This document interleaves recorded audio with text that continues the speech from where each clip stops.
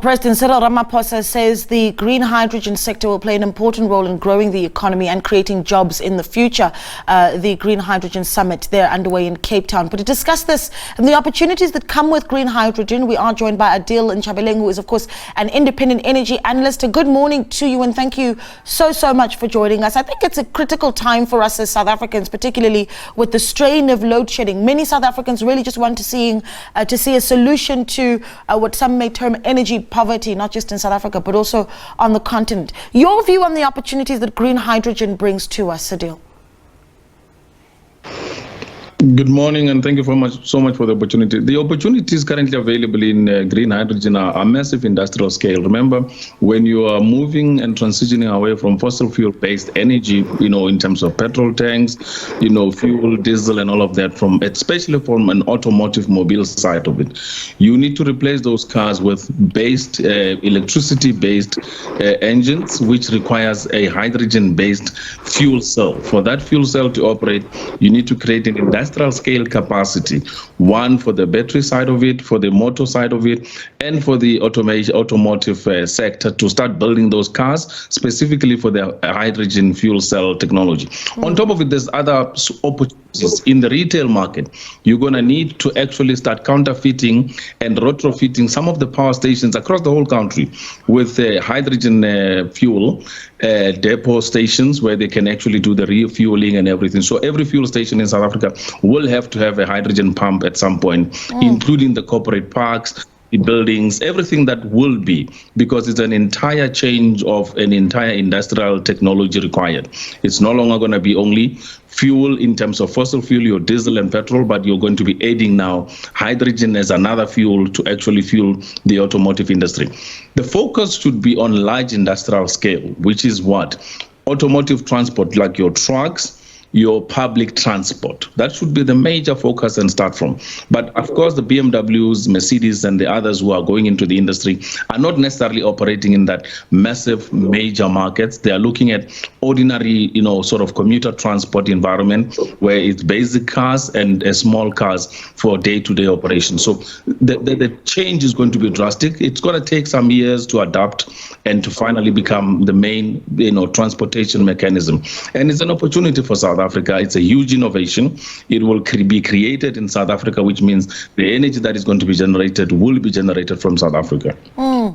It sounds like a massive industrial project, though. And, even as we played that package, one of the speakers, they're talking about the massive amount of investment that is necessary for us to get to some of those targets that you see, or for us to really tick off those opportunities that you talk about. I mean, do we have the resources, number one, even with all these partners that have come together to sign this MOU, to be able to get us to the finish line?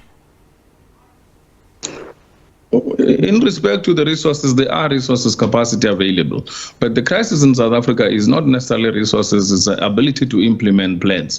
Government jumps every time whenever there's an opportunity like this to showcase and to show off in terms of signing MOUs. But when it comes to directly driving these projects, remember, hydrogen is not a new fuel energy. It's actually an ongoing, a much more growing market in terms of a fuel source. And most cars around the world are now deciding to move into the hydrogen fuel-based vehicles in order to make sure that they can do the transition to greener, much more efficient energy resources. But South Africa is not yet ready. I mean, we can say tomorrow you can have an hydrogen car. Where are you going to fuel it?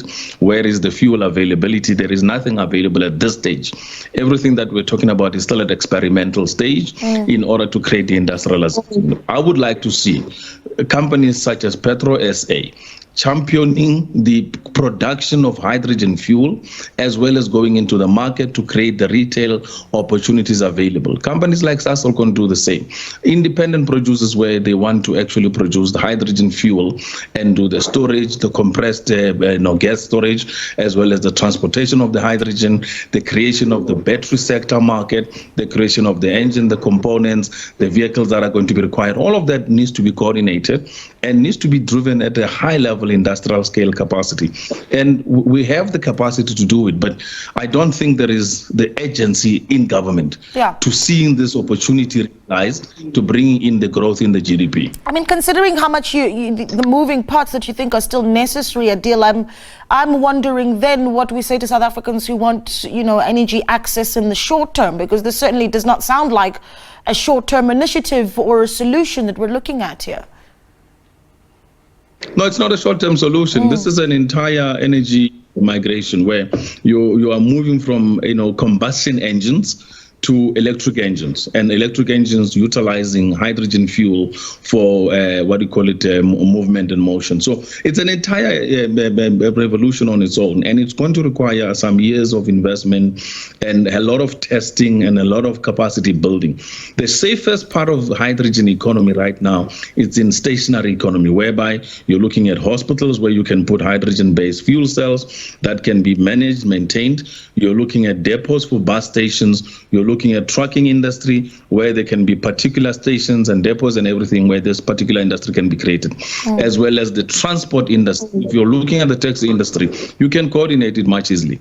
At the retail level, at an ordinary consumer level, it's still a complicated process because consumers are not necessarily organized around environments like your depots, like your clinics and hotels and stuff. So there's a lot of investment that needs to be done. The exciting part of it is it's new. We can champion and we can be the leaders in the sector. We can be the major producers, and we can use our available resources, such as your green energy. You can use your coal to create hydrogen.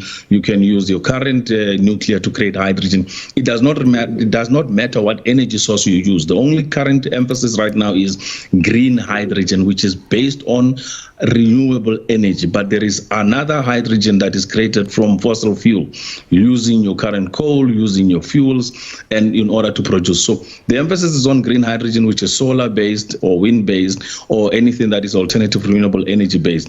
That is doable, and that will encourage the investment into the renewables energy market to create that gas, as well as the hydrogen fuel cell power plants, as well as the hydrogen fuel cells themselves, because these fuel cells start in small batteries that are compact, that can fit into a car, to large industrial batteries that can actually be in a containerized environment that can power a hospital, can power a school, can power a mall, etc.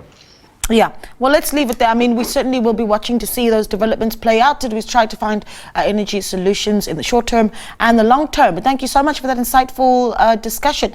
We're there. Adil Nchabeleng, of course, an independent energy analyst, speaking to us.